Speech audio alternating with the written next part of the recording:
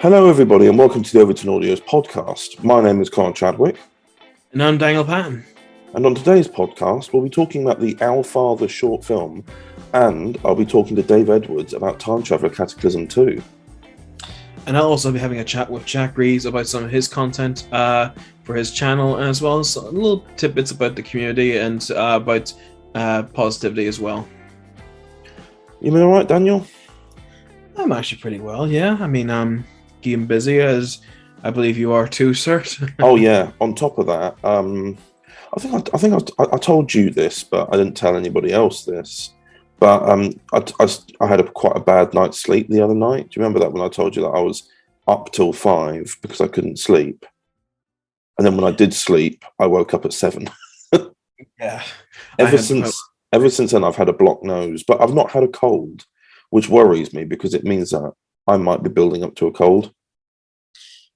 I think I might be the same boat, mate. I had a pretty nasty night's sleep as well. Like right now, I'm. Oh no, I didn't. This wasn't last night for me. It was. It was a. Well, hang on. Why are you surprised? I told you this a few days ago. Yeah. Well, for the context of the podcast, I'm acting like I just heard it. Well, despite the fact I said you know this already. Oh, never mind. I bugged it up.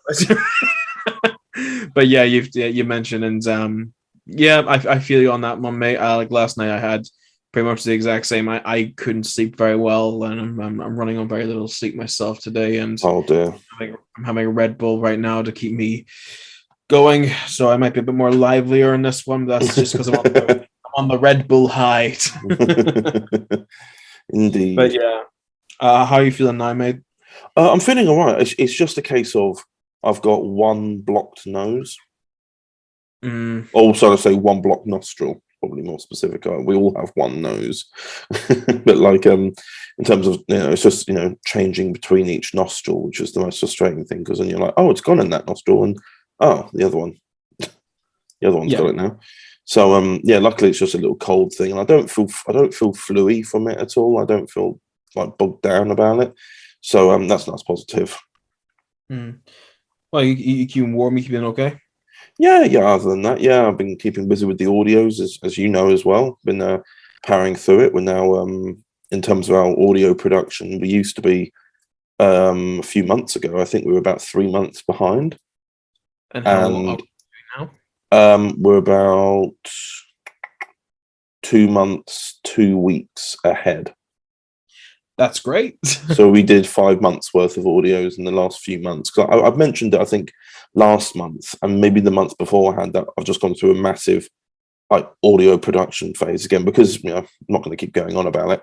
But I basically had a break and then it turned into almost 6 month break when it was only supposed to be a month.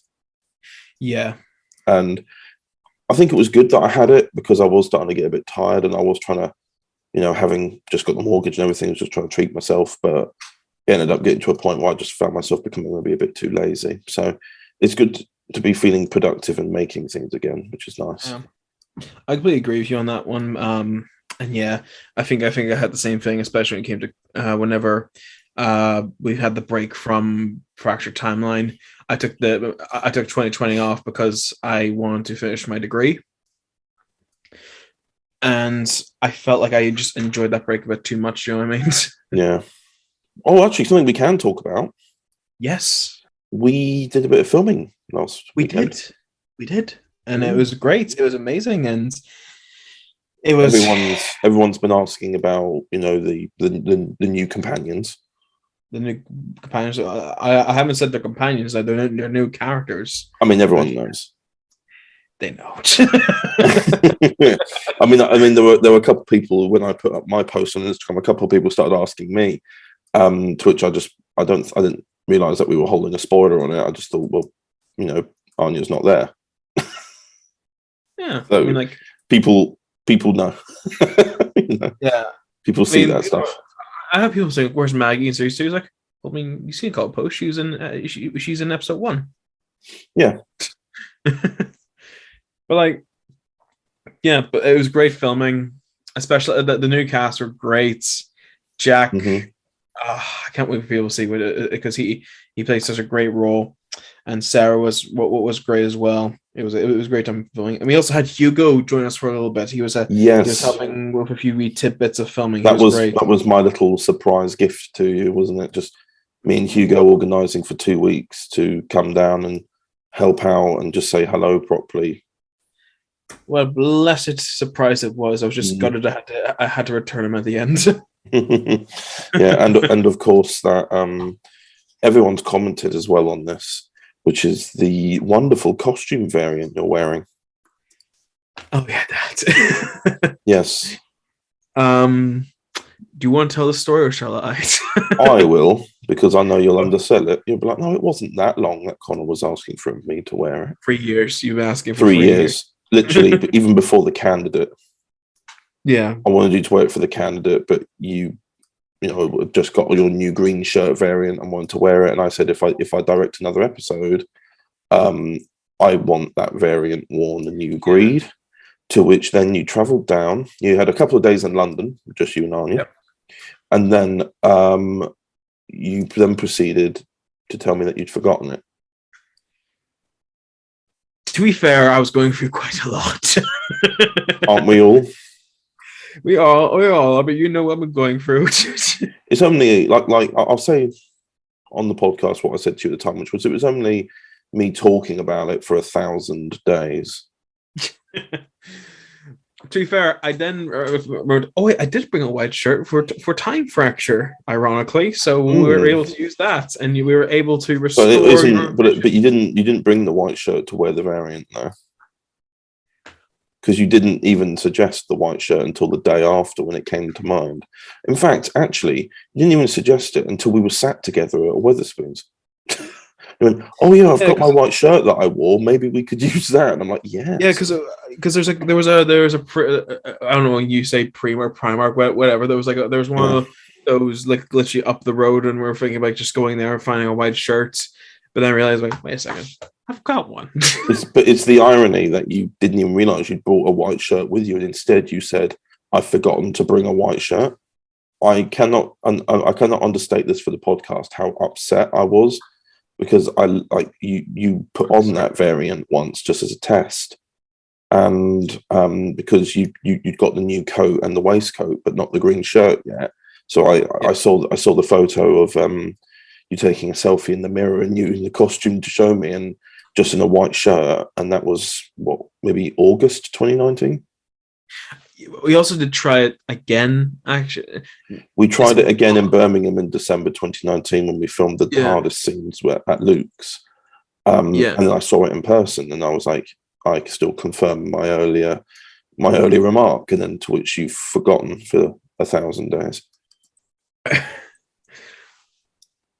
And I said, and then don't worry, I'm not annoyed or anything about it.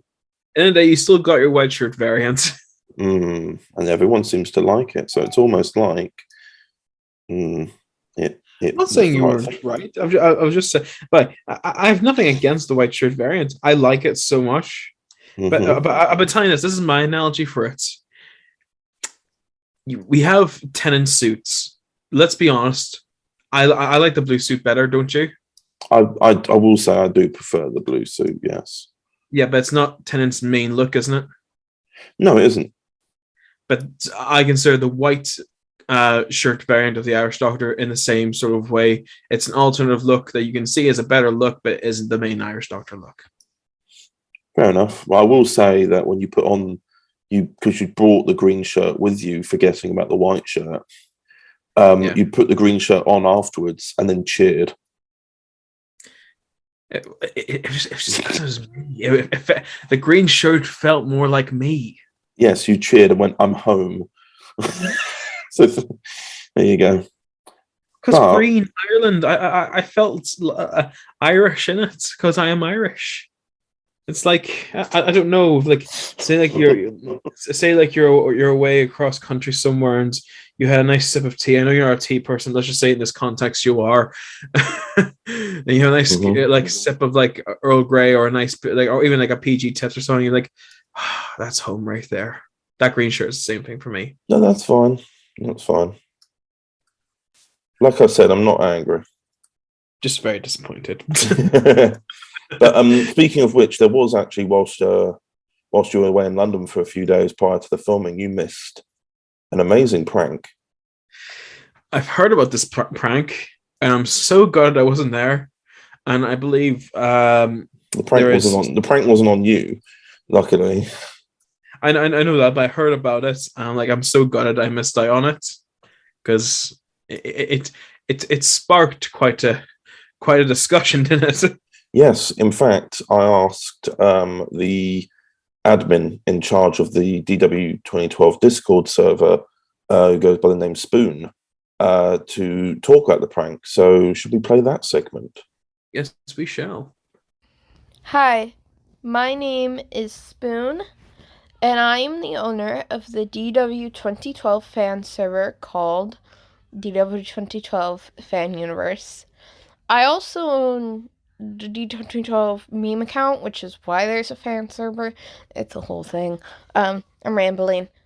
But last weekend, I believe on Saturday, Connor and Chelsea and a few others pulled a prank in the DW 2012 fan server. From what I know, this started because Jevlin and a few others with Joshua and I think Paul and Chelsea were on a Zoom call prior to this, and Jevlin had joked that Chelsea liked Joshua's writing more because she's also in his stuff. Chelsea then jokingly sent this to Connor, and I don't know why, but they decided, let's mess with them. Try not to curse here. So I had just gotten home from doing some DoorDash with my mom to just see, them losing it. They were going off in the main general channel, just spouting out all this nonsense about how Chelsea was being replaced with George. Yes, that George. And I was so confused, and so were others. We were like, what's happening? What are you talking about? And Joshua started up the Zoom call again. So I hopped on to see Paul and Jevlin on, and I was muted for most of this encounter, but I was trying to figure out what was going on, and Iman and George appeared at one point. And they started spouting out, oh, Connor was canceled and stuff left and right, coming out with bullcrap, box sets, a blonde one, Northern and Fraser one, which, okay, sure. I think that's what tipped me off. This is fake as hell. But I was very much like, what? They eventually then dipped, possibly to go laugh. I think they were. And I was like, guys, what is happening? I feel like this is fake. And Paul starts dragging into Jevlin, pretty harshly, because he also caught on. It was pretty much a joke. And so he was just messing with Jevlin. And Chelsea appears not too long after. Oh, wait, no, I forgot. In the middle of George and email and just coming up with bull, James posted an edited cover of one of the Crimson Hunter covers with George's head, but female George from Face App's head on the freaking body of Chelsea, and it was really funny. It was horrifying, but it was really funny. And they were like, oh, he leaked the cover, and I was like, that is not a leaked cover. for sure. And then I looked after and I was like, yeah, haha, I was right. I've never seen Crimson Hunter. I wasn't completely sure, but I was like, I bet that's not leaked. But after all that, Chelsea enters the call and she's acting all sad and stuff, and we're like, oh, Chelsea, and she's like, I have this call, or I have this recording of this fight I had with Connor. She pulls it out, she starts playing it. I've muted and I started losing it. I legitimately started laughing. Like it was a good performance. Don't get me wrong. Connor and Chelsea did great. It was so fake. Like, I was like, oh my god. So, she's showing the call, and like at the end of it, she starts crying. And whole ass, she starts crying, like actually crying. And I was like, ooh, I still think this is pretty fake, but a little worried for her there. And Eamon and George come back and they're like, what? She's crying? Huh? Connor? Like there was panic on their face. And Connor finally joins, which causes Devlin to fucking run. And I cursed there. Gosh darn it. I was so good. Sad. But Devlin runs, and basically, because he feels really guilty at this point. And Connor's like, this is all just a prank. It was absolutely funny as all hell. But oh my god. It was wild. Like, I explained it, but you really just had to be there. You really just had to be there. It was so amazing. And welcome back. And now we're going to listen to a little segment from the Our Father short film. Auntie's down, looking me down today. And Jenny's bringing the kids down tomorrow. It's all been a bit hectic.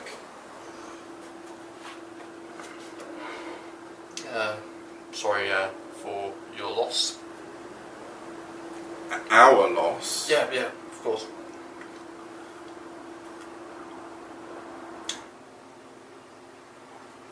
What? He was your father too. You could at least seem to care. You know, things haven't been the same since the argument, alright? You think? It was a pathetic argument, and you know it, John.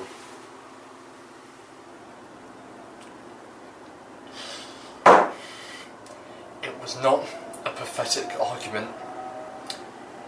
How can you even say that? And there was the segment from Our Father.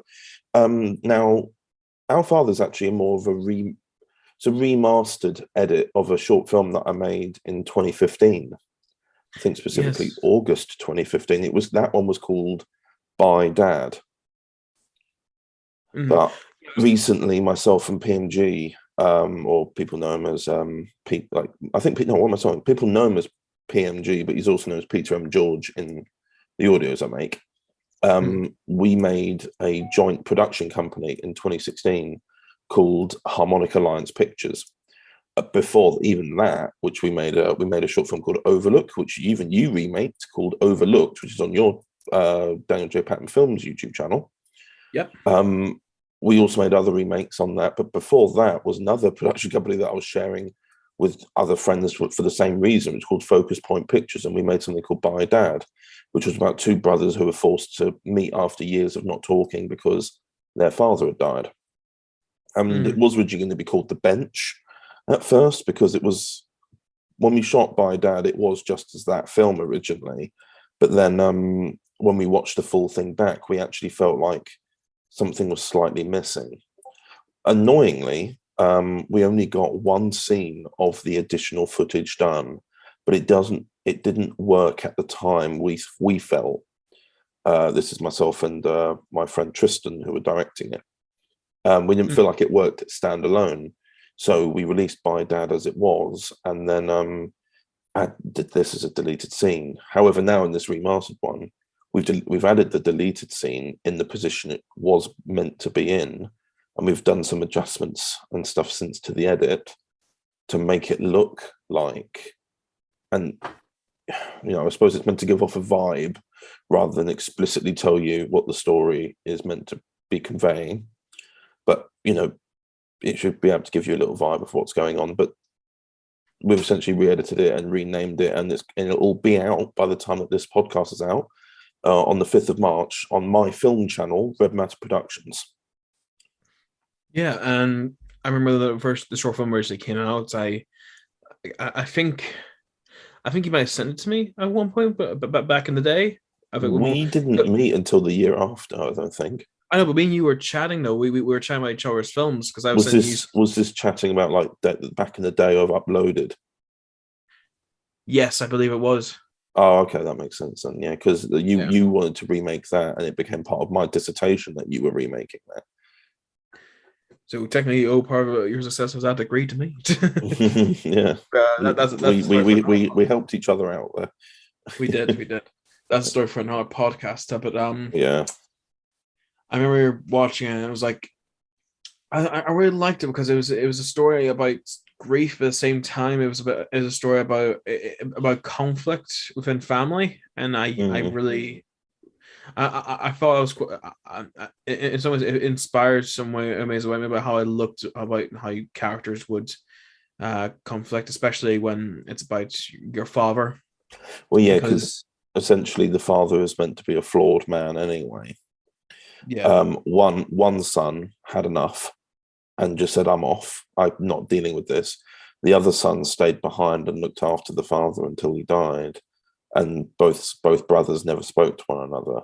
And they just have, one's been able to move on, the other one hasn't, and they don't really, it's a bit awkward when they talk. Like they knew each other, but obviously because they're brothers, but things are so different now that they're almost like different people.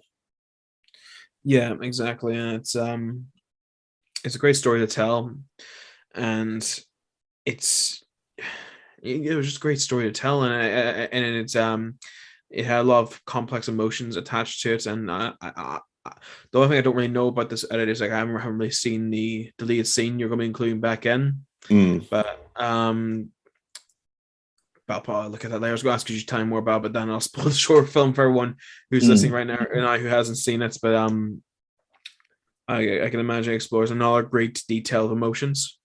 Oh yeah. Oh, very well. Good film times with Connor. Indeed. But do you know what isn't so much like a remaster, but almost like a continuation? Smooth transition, but okay. Yeah, I'm so good with them.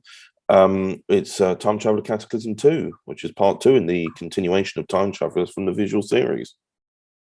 And I talked to Dave about that. You do, don't you? Yes. Do you want to listen to me talk to Dave about it? We shall listen to you and Dave talk about Cataclysm 2. Overton Audios presents. Despite Rosie burying her mom, they came and took her. I was just doing my job. One rule for us, one rule for your lot. Rioting and murder in the streets? It hits too close to home for me. How many dead? 7. How many? 50. I haven't forgotten that you wanted me dead a few months ago. As I keep saying, times have changed. Hello again. Noah! The portals. I came back. We can make a difference. We have done well to ward off anybody who wants to take charge of us. We lost people in the Cataclysm too. This is all we have now. Sorry. What's happened to you? We're meant to be friends. We were meant to be friends, Lily. You left me behind, and I had to pick up the pieces. Abandoning all of your friends? You've done it to Mark and this entire neighbourhood. Jason, it's really you. Jesse? Noah didn't tell you? I want to hear it from you. You don't get to make demands. I thought we were supposed to protect people, Harriet. I know. And you didn't come back? Jesse! Jesse, please! Time Traveler Cataclysm Volume 2. Coming the 12th of March 2022 at 12 p.m.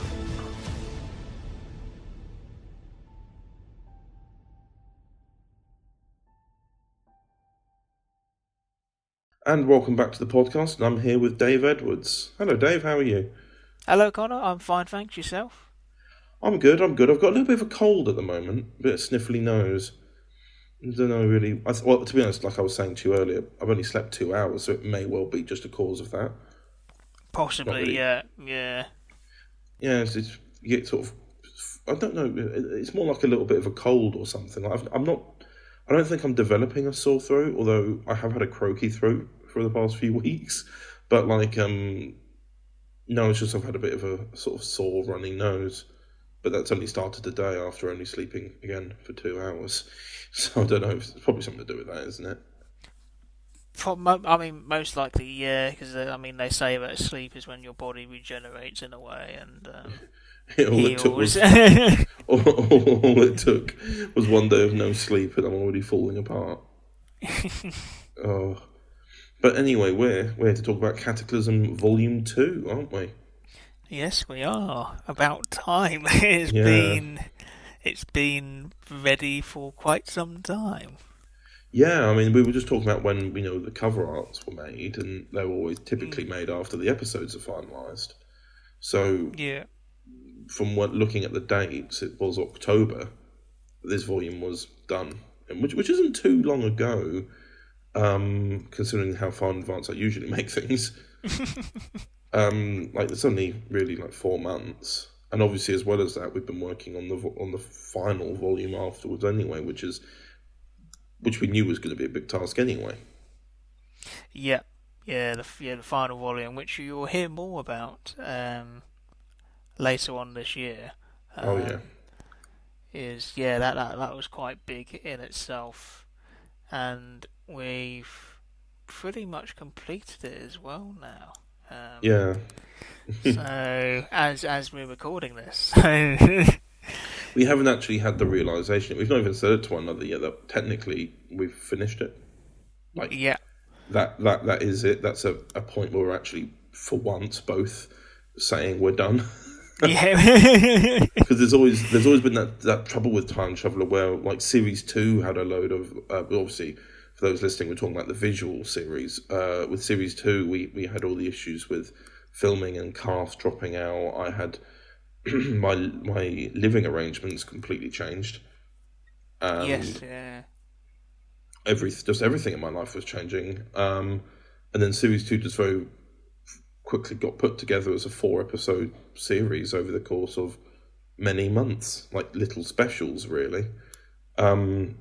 And then we were kind of so tired of it, we were happy to close that book, and then we just came back to it about, what was it, a year or so? I think it was a couple of years later. No, because we were filming it in 2015, and it was coming out in 2015, whenever the episodes were done. But then Retribution came out in New Year 2017, so we shot that in the summer of 2016. So it may have been the end of the year, or at the end of 2015, beginning of 2016, we started discussing it. Yes, yeah. I mean, Cataclysm's been in the works for... Well, since at least 2017, when we were finalising Retribution. Yes. All the different versions of it, but we always knew how it was going to start.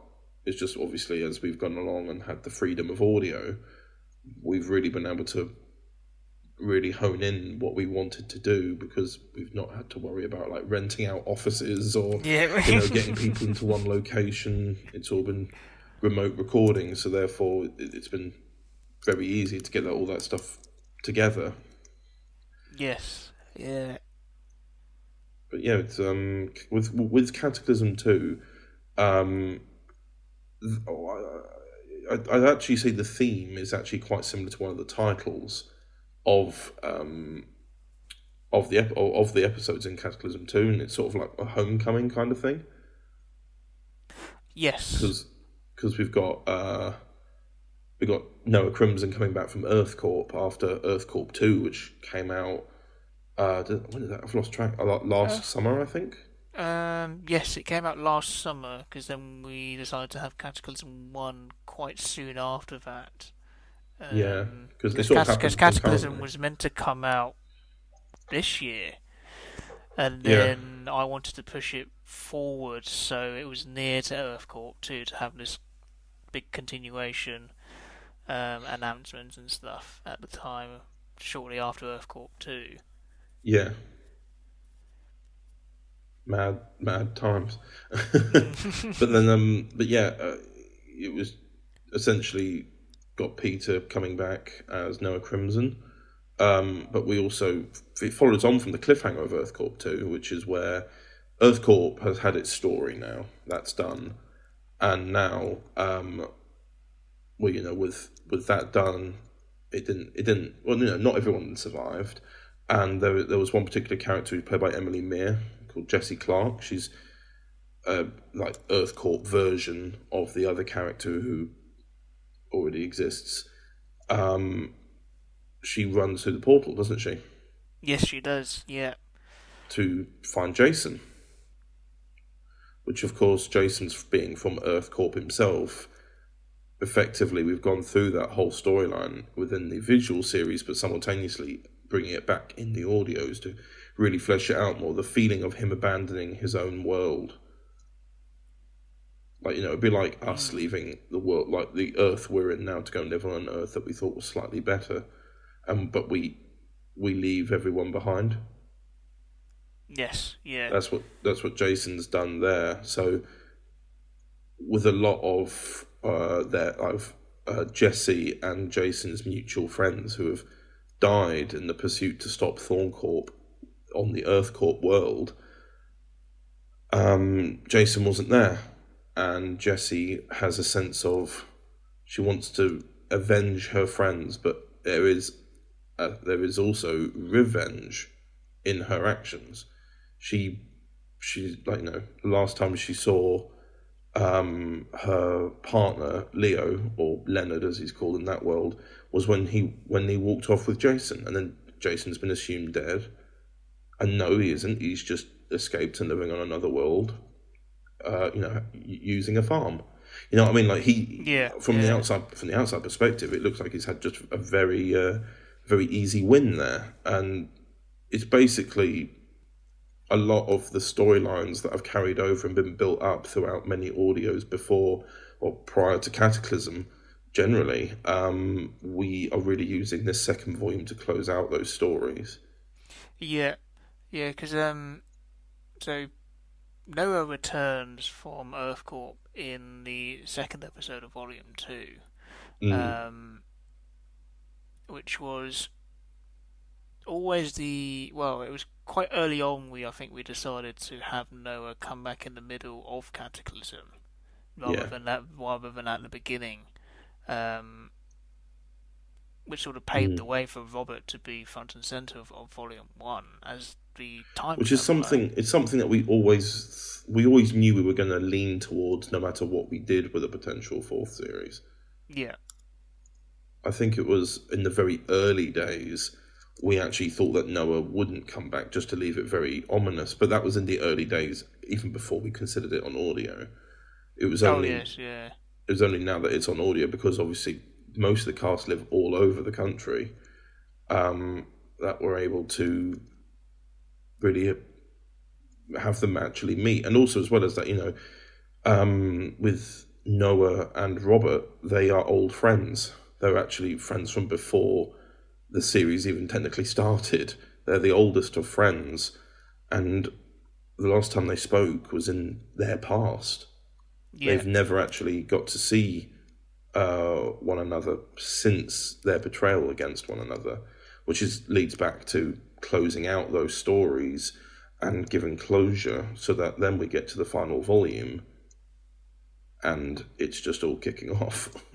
Yeah, it does really kick off in Volume 3. Volume 2, there's a lot of setup and placing characters where they need to be, physically and also emotionally. Well, I mean, that's the thing. That's the thing. it signs what I suppose the better way to put it is it's not like there's no story arc in the third volume, but what this volume does is it sets the past to rest, focuses on the now, and basically whatever is set up throughout Cataclysm, that is the story, and therefore you've also got the context for the previous audio dramas beforehand as a setting, but they're not left open-ended. They are, those parts of those character stories and beats are answered, but they open up more doors. I'm sounding really pretentious right now, but basically they open up more opportunities to explore characters more. Like a big example, actually, because again, this is something we weren't actually talking about in Volume 1 at all, which is what's happening with George. Yes. Who's played by Hugo Allen Stevens. He has played a character. He's played character of George Regan since I think it was. Did he first appear in 2016? Yeah. 2016 with Quinton Technologies, and then in 2017 as well for the Cataclysm program, and now in Cataclysm Volume 1, we have the twist at the very end, some of the final scenes of the whole volume. Where it turns out when he did a runner in the first episode, he's now working with the Prime Minister. Yeah. And there's questions that are going to be answered in the second volume as to about where the hell he went and how the hell he did that. Then, but then also with the setup of, with Lily, played by the wonderful Kat Furness, they've been set up as basically they're like an unbreakable friendship. And this friendship is broken now. Yeah. And those are the kind of stories I'm meaning that when I say they carry over onto Cataclysm. The stories like that relate to what you might call classic time traveler. Like as in like the things that lead into the visual series. They're given the answer that they need, so that the only thing that you'll ideally need to know for the final volume will be what happened in the second one. Yeah. So Volume 2 sort of it does sort of put things to rest and then propels us into the finale of Cataclysm. So with George, we explore how he ended up getting the role of Civil Defence Minister in the first episode of Volume 2 called Retrospection. Yeah. It was it's sort of like we take a break to explain what happened to George, because he didn't really have much involvement during Volume 1. No. And we felt it was a good time to answer the question of how he got to where he is now in a very high-ranking position. Well, it doesn't it, from memory, it starts off with the scene in episode 1 where he runs off. And then, but instead the story follows him. We don't see everybody else. Yes, we go back in time. Yeah, which is nice to do, because whether or not we do it is kind of up for debate. But I know I've talked to you about it before, Dave, which was I thought about at one point doing a set of actual narrated audiobooks called Tales from the Cataclysm, where it was people from around the world and what happened there. But in a way, this is kind of like the closest to it. Yes, yeah. But it's like where we go back to the event, but we follow the same amount of time passes as it did in Volume 1, but for this character. And bear in mind, this happens over the course of an episode, so it's a little bit more rushed. But no, it syncs up with the very end of Volume 1, so that you're completely up to date and you have the information. And then episode 6, which is the second episode of Volume 2, opens with basically right where Earth Corp 2 ended. And then we kick off again. That reminds me of at the end of episode 5. Definitely listen past the end theme. For a reminder, ready for episode 6 of Cataclysm. which was a nice little thing to add on to the end of episode 5. Yeah, definitely. Yeah, overall, we've also got because in Volume 1 we had a lot more focus on Alan as Robert, and that focus continues, but we really develop again onto Noah and Robert's friendship. They actually talk about, because again it's been nearly 2 years since this volume came out, which is the 3rd volume of all the audios we've made, because the Cataclysm Volume 2 is the 9th Time Traveller volume we'll have made. Yes, yeah. Which will obviously, the final ever Time Traveller story volume is the 10th one, so it's quite nice and apt, really. But it's a case of they both agree to leave each other alone in the final act volume, and then they both betray one another, and they both are aware of it because of what they do. One person plants a bomb, the other person just walks in the wrong direction. It's going to be obvious. And they both get to talk about, and try and have more like the right over them, the right over one another to say that you hurt me. No, you hurt me though. No, we both lied to one another, but who's more wrong? Yeah. Sort of stuff like that. It's not obviously portrayed just as back and forth petty like that, but it's always interesting to write for Noah and Robert, because in Retribution they don't really talk, they just talk about one another like bitchy. But Noah's and Robert's relationship is, I think it's more about trust. They have trust issues with one another after what happened in the final act, where they both basically betray each other. Noah goes to District 1 and Robert plants a bomb in Nathan's backpack. And it's something we do explore in Volume 2 and Volume 3. It's a quite interesting character development for both of them to meet in person, actually, because this is the first time they're meeting in person since the final act, because they never actually met in person during Retribution. No, they cross each other's paths. Yeah, it's very interesting to look at. And of course, as well as that, we also do reflect, still just like we did in Volume 1, where you had Robert playing the sort of neighbourhood watch kind of thing. We do go and actually see him in this new volume. There is already an official neighbourhood watch. Yes, and that Robert trying to make his own only caused more chaos in the first volume, which, as we all know, led into a massive riot at the end of Volume 1 that could have ended in a more deadly situation. But we get to see them, and we have Aidan O'Connor playing the character of Mark Goddard, who is actually George Regan's neighbour. Yes, yeah. But he's kind of acting as the, if you know that as the sort of representation of the everyday man now in this world. He represents what the masses are in terms of the story. And of course you've got Lily trying to get back in contact with George there, and obviously George not wanting any of that. Mark's there to help too. I mean, I do love Volume 2. It sets up a lot of things.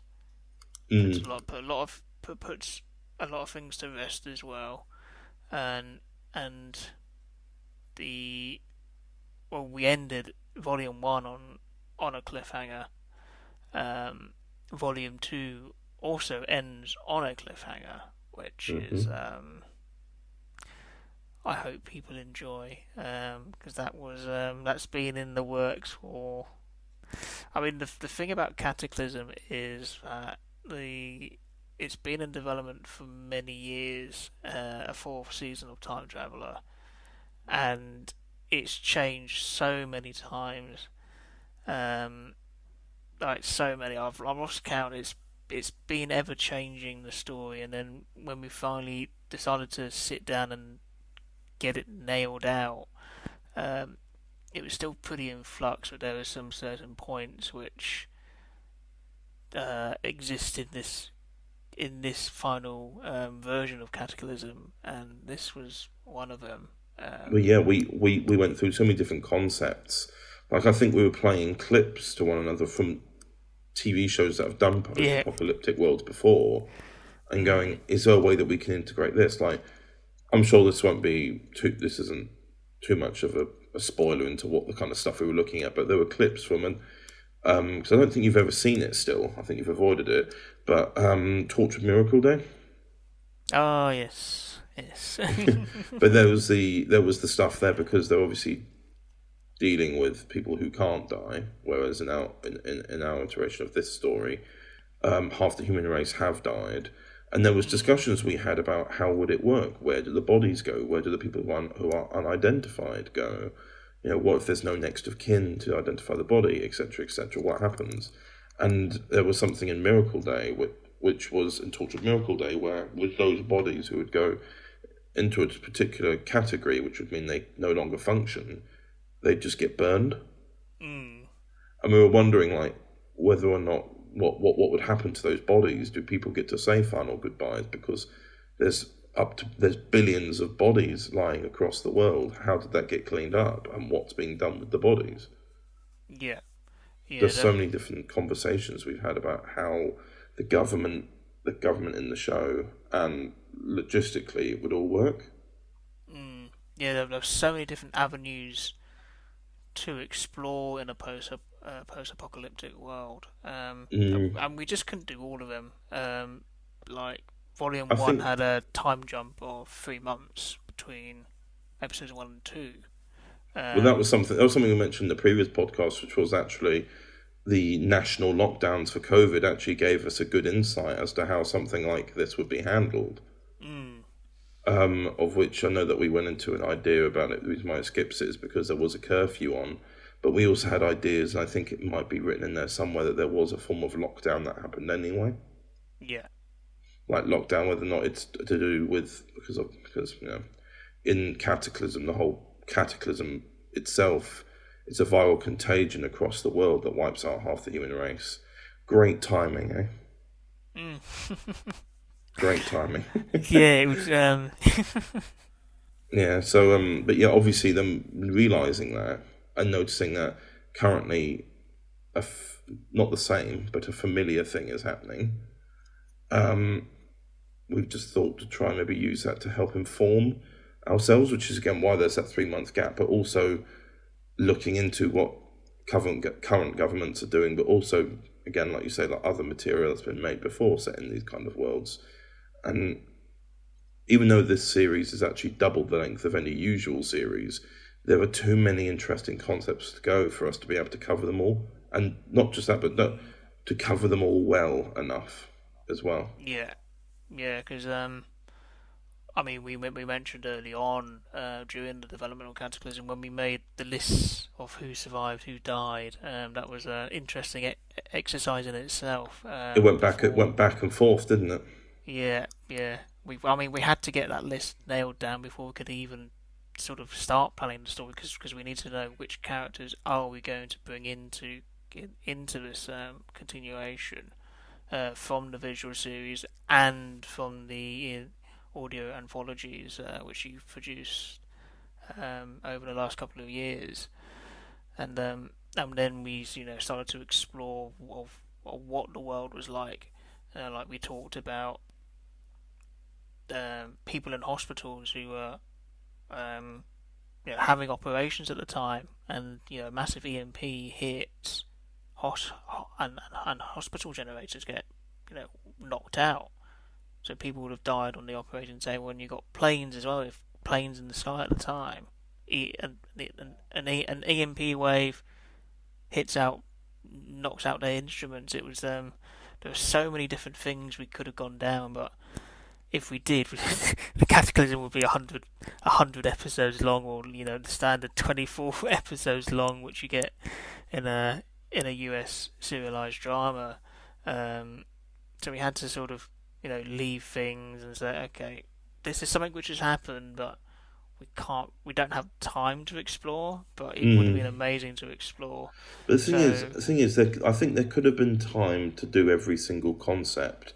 However, all the stuff because it's not just the event as well, but it's also, this is especially applied to the audio anthologies, it's been character stories as well. Yeah. That if we were able to fit every single concept in, and we'd made like 5 volumes instead of 3, we could have done it, but the characters would have just become stale and not doing anything. Yeah, exactly. There wouldn't have been any quite development. a few filler episodes when it comes to like character development.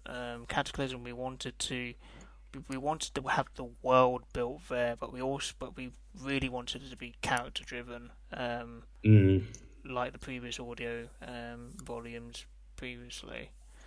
Yeah, I think we've done that all right. Yeah. So the trailer for Cataclysm Volume 2 will actually have already been out by the time this podcast's out. It'll have been out for 4 days. But the actual episodes appear with the first one, episode 5, coming out on the 12th of March, then weekly, until the 2nd of April of this year. And thank you very much, Dave. Yes, all right. It's been a pleasure once again to be on, and I can't wait to talk about Volume 3. Oh God, yeah. We can actually. The problem is we can then actually do an actual proper review of Cataclysm as a whole. Oh yes, I mean, thing is, I was going to say as well. I mean, we probably do a Cataclysm Volume 3 preview, and then maybe we can do another podcast to talk about Cataclysm as a whole afterwards and wrap it all up. Indeed. And welcome back, and we're going to do some comments reading now. Hopefully it's not as strenuous and long as when we last month, which was half an hour of comments reading. Yeah. Luckily we don't have really 2 to really read out today. Well, not 2 comments, 2 videos with comments. Mm-hmm. So I'll be reading the comments for Doctor Who Machination Episode 5, Frozen Orbit. And we shall start off with Michael Cox, because he's always such a lovely man. He's always so very positive with his comments. Let's go. He says, another strong episode with lots of great things going on. The use of Drax working very well indeed. And the rapport between him and the Doctor was very well established. It was established. He probably means rapport. Rapport. English mm-hmm. was established instantly. One really has the sense that in the spite of these 2 incarnations meeting for the first time, nonetheless the characters will have a long-standing relationship. I do hope we hear more from Baines, perhaps developing into his backstory. Nathan's Doctor is rich, layered character. I could be wrong, but I think I detected hints of the non-nonsense approach of the first Doctor. Maybe he did. The weary humor and confidence of the Sixth Doctor, and the protectiveness and the secretiveness of the Seventh Doctor. Who cares about the well-being of his friends, but so seldom shares with them the full picture.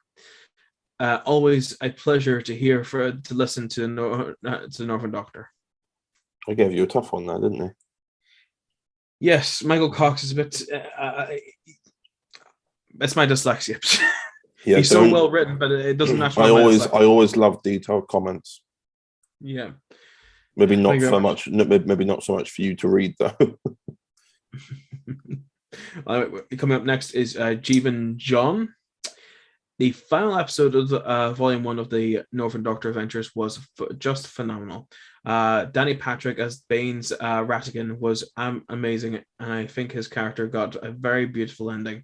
Ollie Hatton as Drax was flipping fantastic.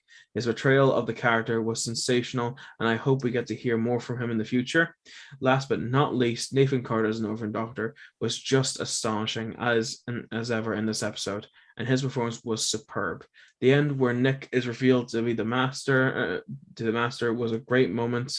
a great moment that had me grinning from ear to ear. I had a theory that he may have been the master, but I was blown away by how the reveal was executed, and it was done brilliantly. P.S. The little reference to Lee and Nikki was beautiful. Was just beautiful. 500 quadrillion out of 500 quadrillion. It's going to run out of numbers. He is. I'm curious what's going to go next. It's just we're gonna unfortunately he's gonna break the game because we won't be able to say the number, and we'll just be like, Jeevan likes this. I have to quietly Google how you say the number whilst we're preparing. Well, yeah, I mean, it'll just get to a point where we're just like, Jeevan really liked this episode because his number defies maths. Indeed, I think this sort of segment's now becoming like how much did Jeevan like it this time? How many more physics can Jeevan break? How many more zeros can you tack on the end? Yeah, just might as well be infinity after that. Indeed, but it might come to that one day. Who knows? We do have lots of great stuff coming up, so I'm pretty sure we might crack infinity one day. But the last, but very certainly not least, comment is from Nathan Carter himself. Oh, very good. He says, he love this. Thank you for bringing this story to life, Connor.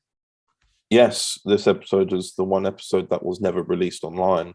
So there is a version of the episode somewhere out there, but only half filmed, and it's been slightly tweaked to better suit the volume that we've made. Yeah. But it's nothing too major, nothing too drastic. But there was so much more to it originally. So it was really nice to be able to do something new with him, because he's appeared in other people's, like myself, most of the audios with Cravat, but he's had to stick to a very particular path because the rest of his series wasn't out yet. Whereas now, with it being out and going back to the beginning, we still had a strict path to choose, but Frozen Orbit was a nice optional thing that we could have looked at. Yeah, it was very nice. Indeed. And then, of course, we had On the Scene 2 come out. Indeed, we did. And here we have a comment from Michael Cox saying, a good solid drama, an excellent production with cast members giving their all. Things are hotting up for Jess Palmer. It will be interesting to hear what happens next. But on a personal note, many thanks for involving me in this episode. It's nice to explore a different sort of character to the one I'm used to. Yes, Michael played the victim's father, who has had a bit of crime happen in his life. He's been part of gangs and everything in his youth. So it's quite a different sort of role in comparison to when you're casting, people like the First Doctor or I suppose the EDS executive in Crimson Hunter. Even though that character's a villain, he's just corrupt. Whereas, like in a political sense, this character that Michael's playing called Max Harper, this character has had the gang life in his youth and is now paying the price for leaving the gang. So it's a nice sort of different pace, but also quite a nice sort of poke at realism as well. Indeed, yeah. And then we have another comment from Jeevan John saying, On the Scene 2 was an amazing listen. There was so much to digest, and it was certainly a very good insight into the mind of Jess Palmer. All of the cast were incredible, and I loved every single minute of their performances. Sam Chapman as Jack Grant was incredible, and the way in which he plays the character of a vain, cocky douchebag made me feel a lot of sort of anger towards that character. Peter M. George's Keith was fantastic. Peter really caught the deceptive, dismissive, and irritable side of that character, and I loved it. John N. Harper as Darren Kelly was spectacular. I really felt that sense of pity for his character, and I was really gutted when he broke down due to the outcome of the mistrial and not wanting to get arrested. Kat Furness as Bonnie Taylor was incredible. I loved how her character was brought up the ranks, was essentially fighting on the front lines for her role in the police department. And last but not least, Kate Lassman as Jess Palmer was flipping sensational. Kate completely smashed it out of the park with the character in conveying the emotions that Jess was feeling throughout it all. and it really made me empathize or sympathize with the character a lot. Overall, this was an amazing listen, and I loved every second of it. I believe that's 600 quadrillion out of 600 quadrillion. God damn. I mean, what's after quadrillion? I mean, that's the thing. He's going to keep getting higher. Where are we going? We're going to just have to say infinity. So just warning you now, Jeevan, you're breaking the system here. We won't be able to say the numbers anymore. You've got to calm down with the physics here. Like, there's no way we can continue with this. But yes, thank you everyone for commenting. It was a much more calmer month this time, with only 2 audio dramas to have to read through. So that was a nice sort of calmer read for us all, without having to worry about doing, like, what was it we had to do before, 8 or 9 before. Yeah. So, and that obviously with the paragraphs that everyone, bear in mind, always love the paragraphed comments. I love it. Like, you can read it like it's a full proper review. You know what I mean? Indeed, yeah. Like, it's always good because, like, we appreciate every single comment, every single one, but we do love when people really do a deep dive into what the story is, and especially the cast, because I'm pretty sure the cast always love to hear what they people have enjoyed their performance. Yes, 100%. So yeah. Anyway, you had a little chat with Jack Reeves about the community, funnily enough, which is just what we were talking about. I'm all about segues. They have to be in the podcast, don't you? Yeah, of course, yeah. Makes sense. It flows. Yes, I had a little chat with Jack Reeves from the community show and Doctor Who Road. Very nice, nice chat. Very nice guy. And without further ado, cut to me chatting with him.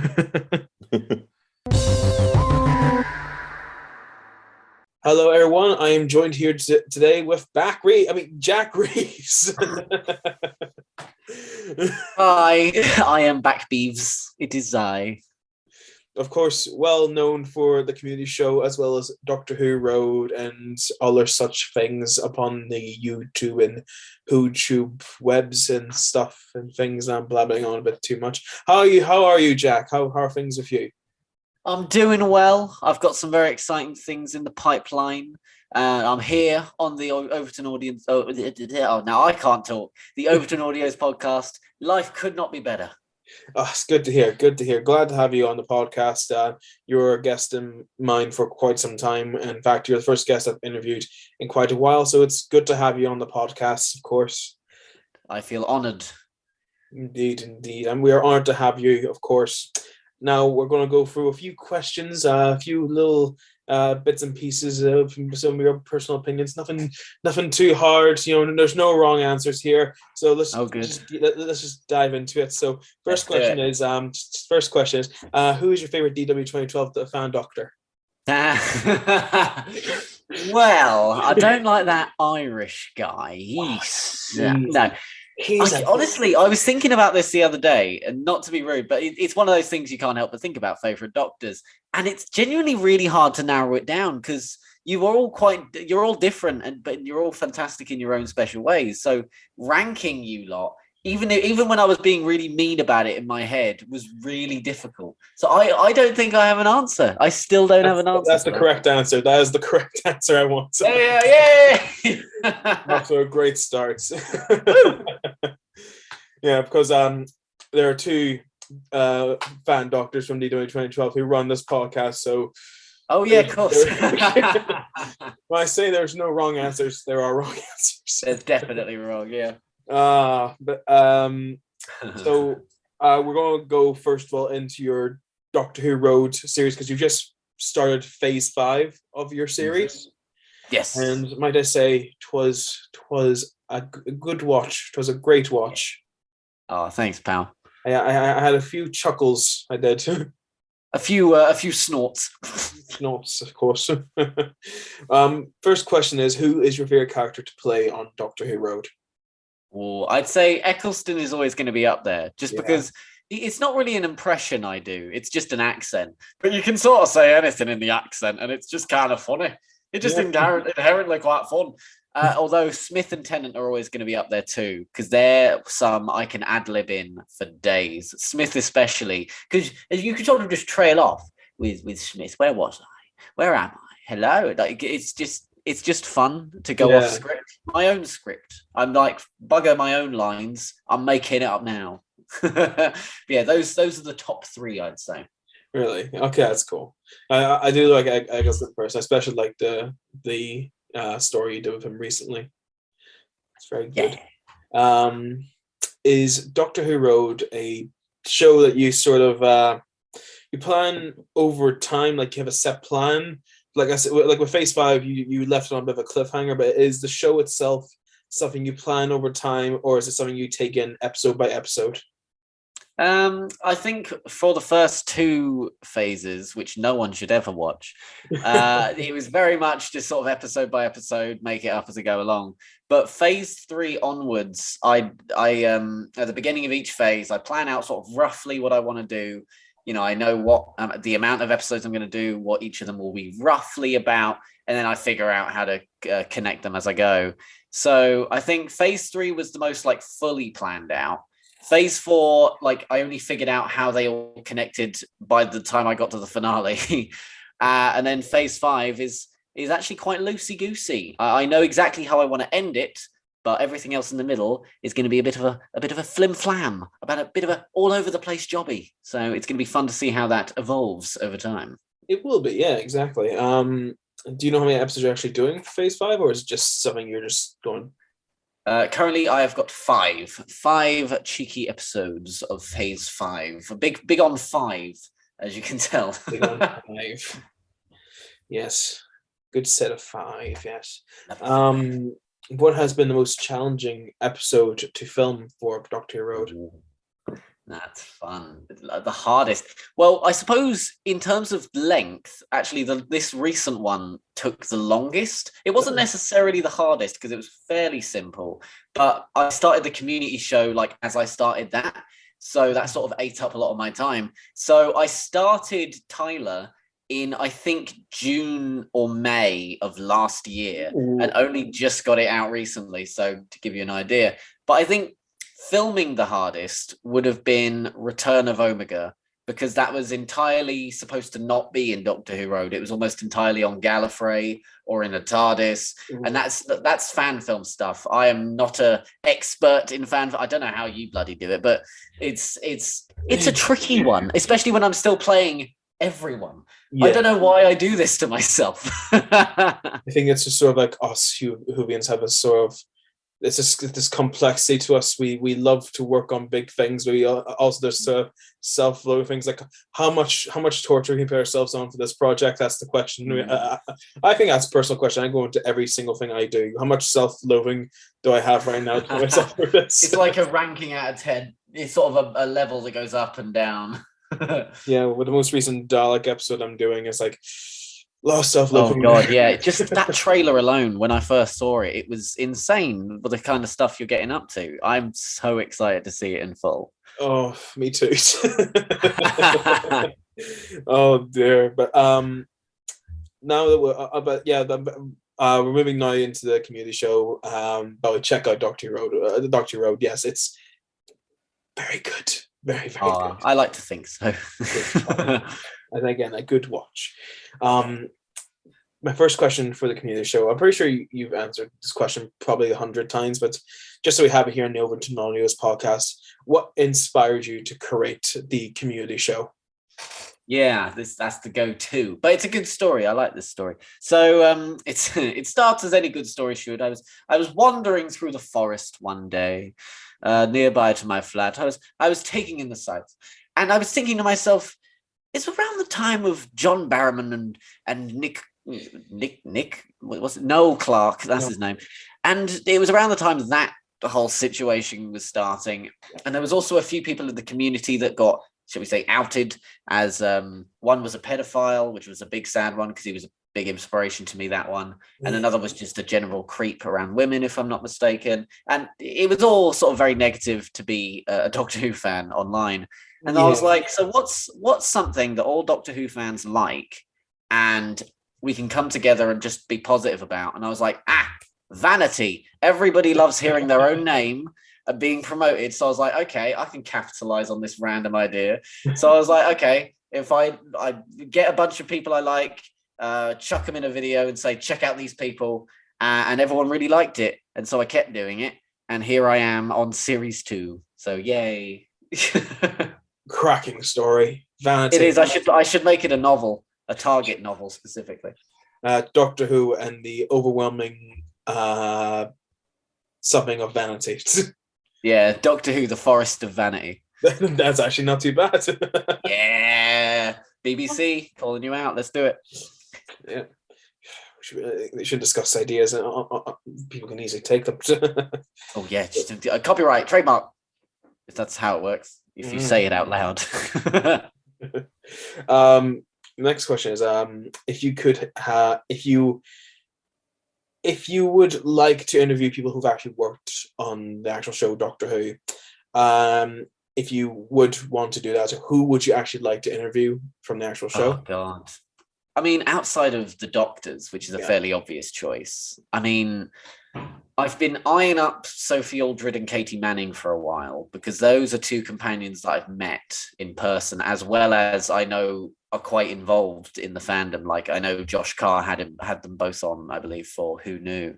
I think Sophie Aldred especially, just because me and Gemma are big Ace fans, I think is at the top of the list. But it's at the same time, like even someone played a Cyberman once, or this one was Grip number 3.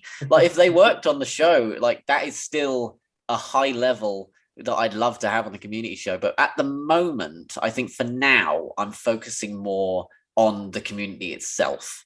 Right now, maybe that's more of a series 3 thing if we get to there.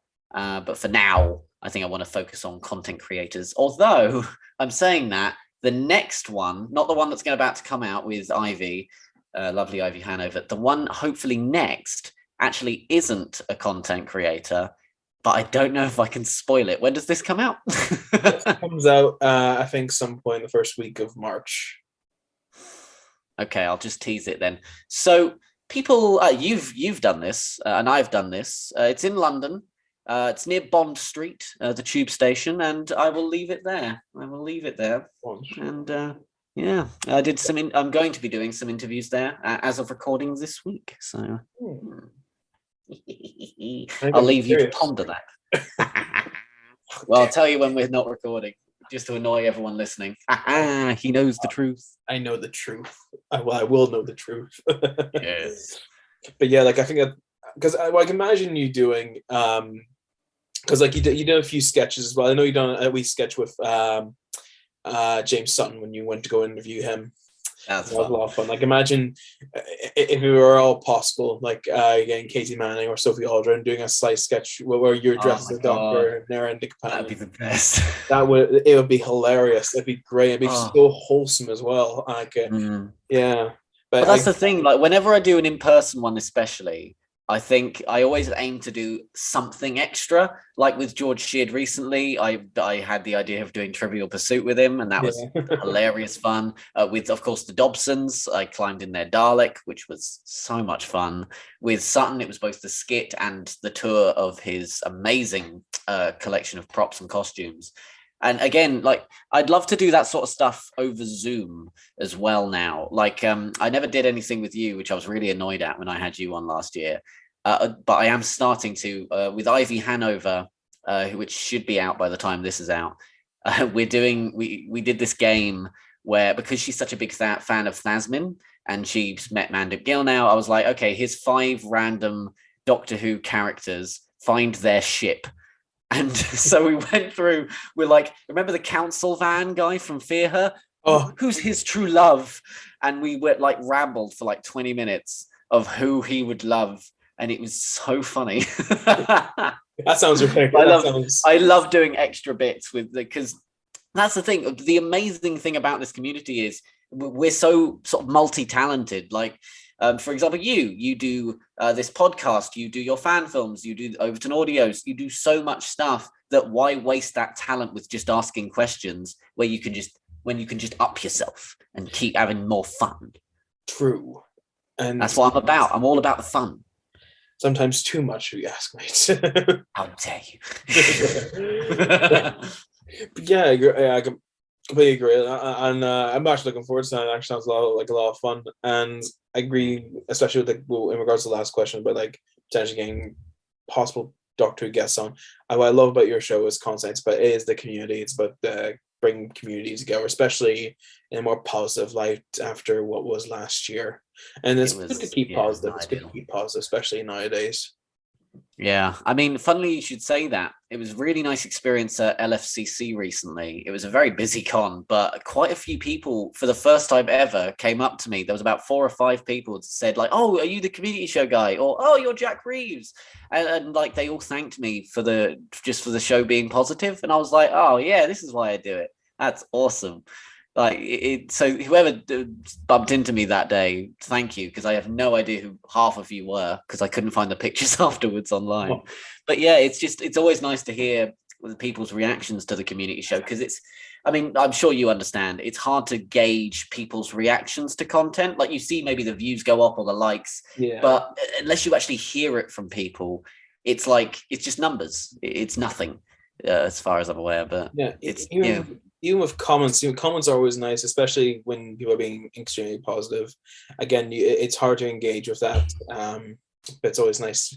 It's always nice to hear from people. It's always nice to talk about one's work, and it's always nice to, again, community. That's the whole point, isn't it? Yeah. But yeah, I'm going to tangent here because you went to LFCC. I was meant to go to it, but I didn't. No. I was meant to go, but I just could not for the life of me get there. But we saw that Jodie Whittaker was there. Did you have an encounter with Jodie Whittaker whilst you were at LFCC? Well, going there was actually a very last minute thing. We only booked it sort of a couple of days before, and so we don't have any money, because at the moment we're actually trying to buy a place. We're very protective of our money. And obviously her ticket, good lord, it was £200. No, yeah. But I mean, people had their fun. They clearly didn't mind. But I did have one. I'm sure you've seen the picture of that mound of cosplayers, and then Jodie popping up behind, going, "Hey!" I was in that crowd, squished between a bunch of Rassilon Productions. Rory was next to me. Dom was just behind me. It was a hilarious gaggle of people. And a funny little tangent from there. Did you see that picture? It was like cropped version of that, and everyone was like, "Oh, it's all women. This is a perfect representation of the community." Jesus. What they clearly didn't see is the fully uncropped version is all the blokes on the outside, because they wanted all the Jodie cosplayers in the middle, because they knew Jodie was coming out. And it's like, you dumbass, whoever did that. I didn't want to respond, because you don't want to give them the satisfaction of a reaction, but it's ridiculous the lengths people go just to agree with their own narrative. It's ridiculous. To actually crop out the photo as well, and just well, I was on the edge. You can see like my hand in the picture he posted, and I was like, just edge it a little bit. I was surrounded by dudes, and even people are pointing out that a lot of the people were non-binary as well, so that's technically not correct anyway. Yeah, it's ridiculous. But anyway, that's my little side tangent over of that fiasco. Yes. Anyway, did you enjoy LFCC in the end? Because I think it was okay. I think in comparison to the MCM events that I've been to, it was very packed. Like, clearly there were a lot of people there, a lot of people excited, and that's not necessarily something the event can manage. But I noticed that, like, it was very narrow, all the sort of not hallways, but where the stalls are, it's kind of hard to get through. I think what saved it were just the amount of people I recognized, like Dom, Jude Lavis, oh God, I'm forgetting names. George Godera, fellow DW 2012 Doctor. I bumped into him. That was lovely. And just so many others. So if it wasn't for that, I might have had a bitter taste in my mouth, as it were. Although I also, hold on, I have it here. I met Colin. Where is he? Colin! I got a signature of Colin finally, and he was so lovely. And yes, that as well as all the lovely Twitter, YouTube-y people that I saw made it all worth it, I say. I love Colin. Oh, he's a lad. I've had the chance to meet him a couple of times, but only now have I finally done it. So, yes. Didn't get a picture, though. I was too nervous to ask. I think I got a picture of him once. That was when back, I think, That was 2015. Yeah, I remember back 2015. Wow. And I paid for his autograph with the Bank of Northern Ireland's notes, and he was yeah. foreign money. What a lad! Love him. He's a lad. Colin is a treasure. He's a treasure. Absolutely. Have you seen? Don't know. Do you follow Big Finish much? Because they recently a little bit. They recently announced a new thing with the Paul McGann series they're doing called Stranded, and I'm not too sure because I don't really follow much of Big Finish, but I saw this here and I loved it because I think the idea is like the curate. I might be very wrong, but I think it's the idea the curator is now regenerated into a new old version of the Doctor, and it's now Colin. Oh, that's excellent! Yes, that's such a good idea. There he is. Yes, that is whoever put that idea. Give him a raise, Biggest Finish. Yeah, I was just I love how much there's so much for Colin this year. I love it so much. It's a big time. Like there's the out of time thing. He's the War Doctor now or something. He's the curator. Brilliant. He's got the box set coming out. Good lord, it's a good time to be Colin Baker. It is a good time to be Colin Baker. And also, you were speaking about Rassilon Productions earlier. I met up with him at LMCC. Nice bloke. I talked to him a few times. I've designed his logo for his upcoming Doctor Who fan film, which I'm going to talk to you a little bit about because you have been announced to be playing an incarnation of the Doctor. I think it's in this fan film. I could be very much wrong. Called funny story about that. I was that until today, where I've actually backed out of that role. Unfortunately, I was very excited for it, but the more I was talking to Rory and the more I was trying to figure it out, I realized it wasn't quite like a good role for me personally. It's also a big part about me and Rory look very much alike. I feel we've got very similar sort of silhouette, and I feel the whole cool part about being a Doctor is to differentiate yourself from another incarnation. And so going from me to Rory is like, what's the point in regenerating at that point? So I said to him, look, I think it's very kind of you to offer me this role, but I reckon you should try and give it to someone else, someone a bit better, perhaps. I mean, I was very excited because I was in that Twitter chat and I saw your logo, and I believe Hudson Music, the lovely Harry, is doing the music for it. Yeah. But yeah, so maybe there'll be a small part for me in that, but unfortunately, that is not my role anymore. I have given it away. Has that buggered your questions a bit? A bit. Like, well, in all fairness, there you go. It's been an exclusive. Jack Reeves is no longer the Doctor. I mean, like it's just a bit of a sorrow note there. Yeah, it's fine. I don't mind. I mean, really, I've said a million times on other things because people have asked me like, oh, what would you do if you played the Doctor or if you were the head writer? I always say like, no, I shouldn't be. I would be terrible at both. I'm a terrible writer. I can say that up front. And acting, I'll only do what I've heard before. It will be Tennant and Smith, and that's it. And that's not what you want from a Doctor. You want something new. Next, if you were to play a fan incarnation of a Doctor, would you do it? Or how would you? Well, there we go. I'm ahead of the game. I can see your notes. I can see with my third eye. You can see the blade reflections.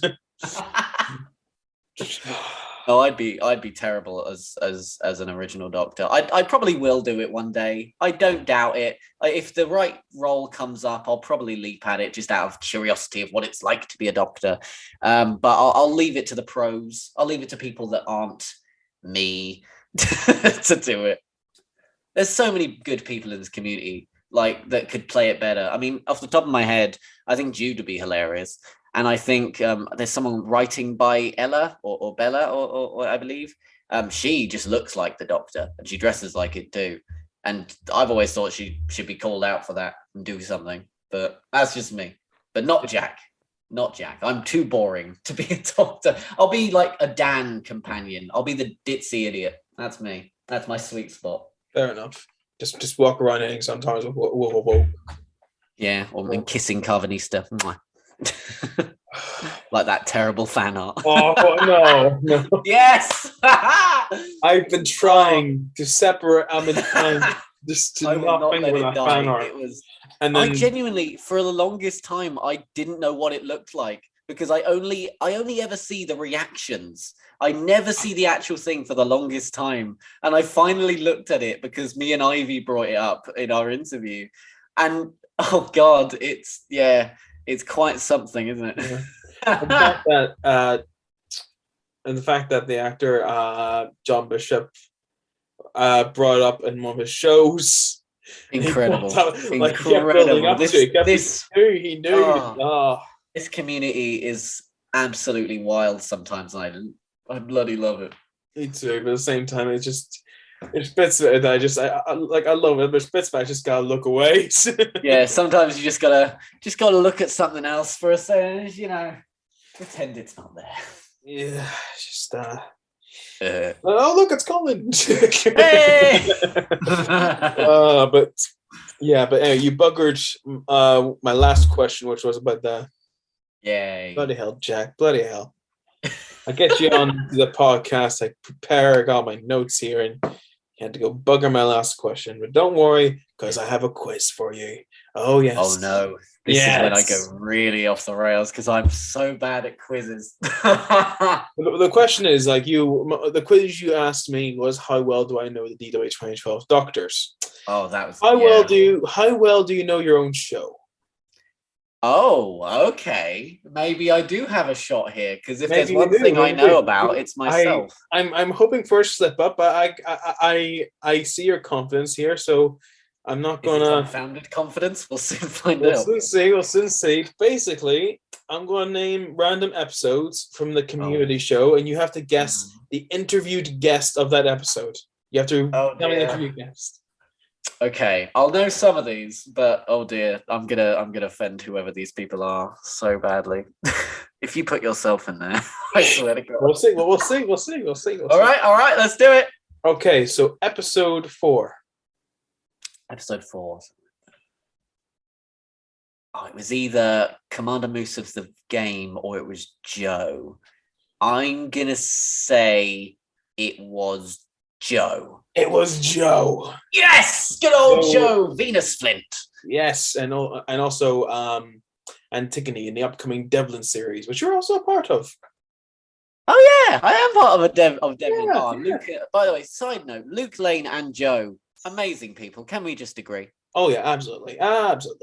Fantastic. Hunk.exe.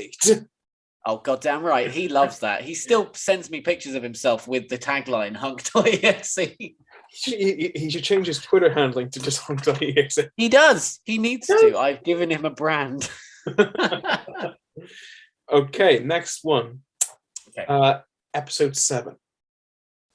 7. Oh, 7. If I'm not mistaken, that's James Sutton. That is James Sutton, right? Yeah. Yes, I remember because I remember the thumbnail. Oh, dude, visiting Sutton was hilarious. I mean, you must know James. I mean, he knows everyone. We are on Zoom so often. He's a marvelous man. Absolutely. I nearly got that suit off him, that tenant suit, because he kept saying like, "Oh, I'm going to be buying a new one at some point," and I'm like, "Well, it fits me fairly well." And he was like, "Well, we'll see." He still hasn't. He teased me with it. Give the man a suit. Give my suit. I mean, your suit, but my suit. Yeah, and they were like, "Go, give him your suit." Not whilst you're in it. Oh, James. Oh, he's a delight. Have you heard his Dominic impression? I have, and he's also. I think he has a replica of Dom's doctor's outfit. Does he actually? I believe he does. He either has a replica or he's tried on because he says he has. I think he has bits and pieces of the outfit. Because I don't doubt it. That sounds like something he would do as a joke. I'm terrified that he ever figures out the pieces of my costume because that'd be a truly visual.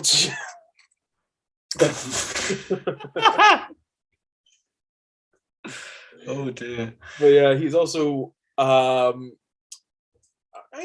can tell you this because it has been announced Torchwood Rebirth, where he's playing the main character of that. That's all. Yes, he was talking to me about that when we met up. It sounds like very exciting. Yes, it's a series that's been trying to get off the ground since 2015, and now finally it's coming in audio form. I think last summer, so it's just. Well, I know what I'll be promoting in summer. And now, episode 9. 9. Oh, you see, the later they get, the trickier they get. So Sutton was 7. Who came? Oh no, who came after Sutton?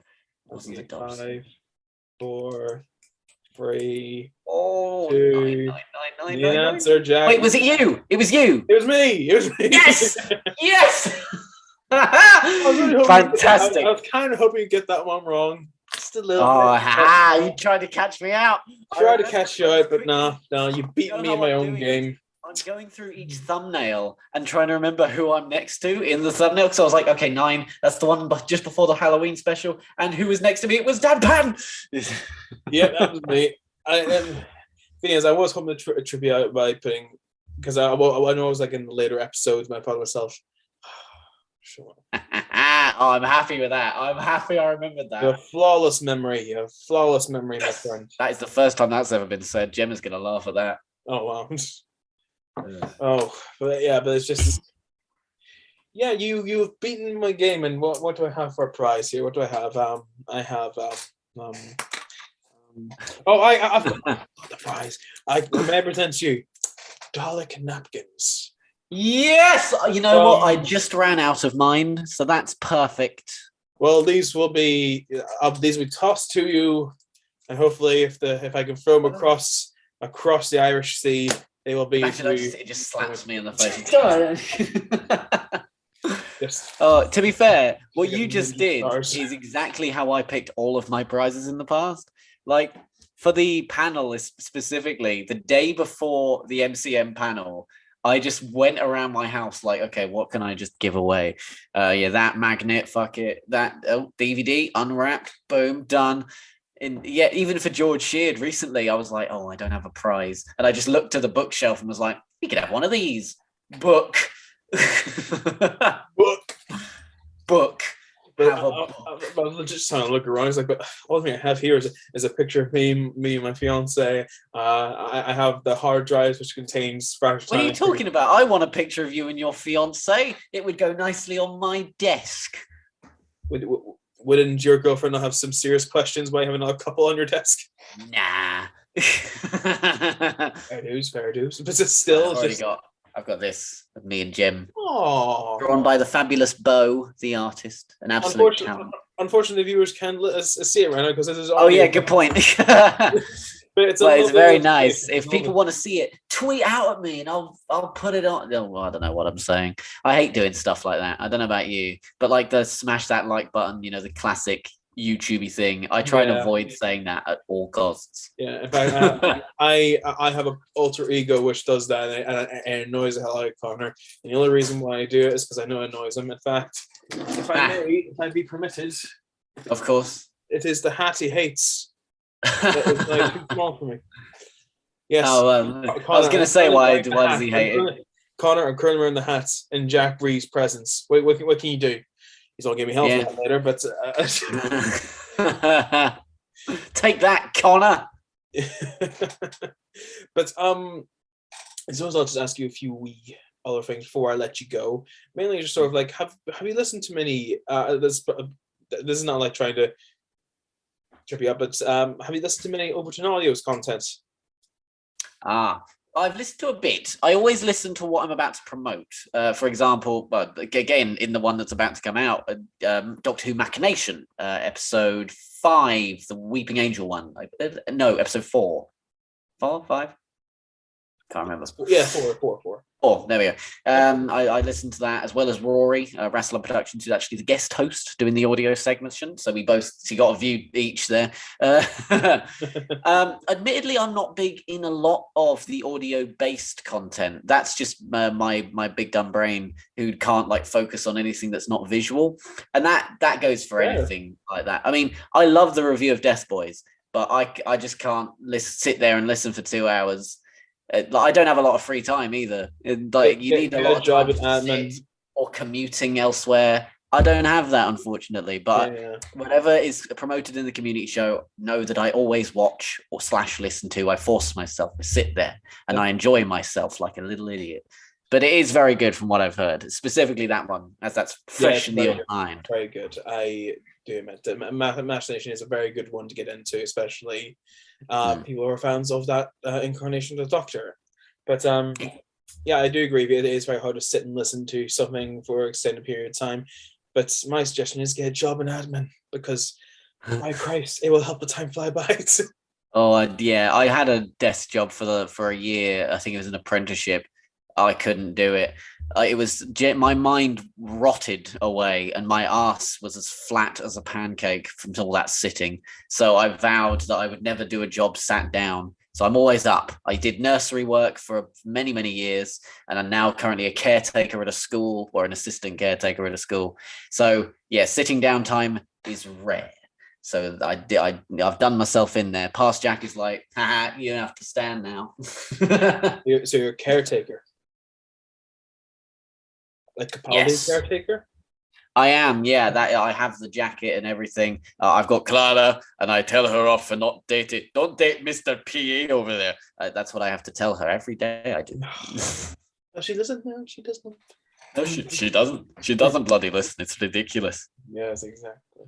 But anyway, we have burned through all the questions already, and you, especially the one that you couldn't bloody answer because you had to go and. Oh, I feel bad about that one. If I'd have known ahead of time, I would have given you the heads up. Whoops. Yeah, Rory's currently hunting for the next one. So maybe if casting's still open, if anyone's listening and you want to be a doctor in a fan film, hit him up. Yes, indeed. Head up Rassilon Productions if you want to be the next retro doctor, or the next past incarnation. It's timelines, man. I mean, especially if he's considering he wants to tie it into Dark Days as a whole. That is a manic, like confusing timeline of ideas. I love the ideas that come out of it. He's a very talented individual, but my God, I can't keep track of it. Especially his latest Endgame of the Doctor, this massive thing that I'm a part of as well, I'm in as well it as too, many others. But I don't know what's going on at any given time. They all come together in the end, indeed. Yeah. But anyway, thank you so much for joining in the podcast today, Jack. It's been a pleasure to have you. Thank you very much. It's been nice. We've shared. You've come on the community show, and I've come on Overton Audios podcast. We're in sync now. We're on the same level. Indeed. It is all. I don't know. It's been all is synergy. It's balanced. It's all things should be. All balanced. All things should be. Very good. Very, very good. And yep. Everyone check out Doctor Who Road, and of course check out the community show. Anyway, thanks again, Jack, and back to myself and Connor later on the podcast. Woo! And welcome back. And you know what, Daniel? Yes. I think that's the end of the podcast.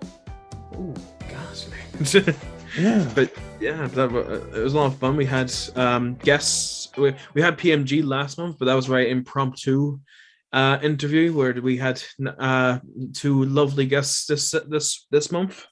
Oh yes, that's the thing. This podcast is like a return to the norm because of the because obviously we've cut down on the sheer amount of releases we've got coming out. It means that the podcast can be more honed in a little bit more.